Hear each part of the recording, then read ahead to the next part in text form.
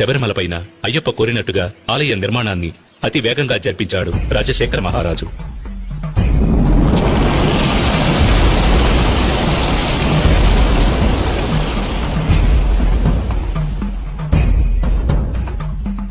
ఆ ఆలయంలో జీవిత తత్వాలను వివరించే విధంగా 18 మెట్లను కూడా ఏర్పరిచాడు.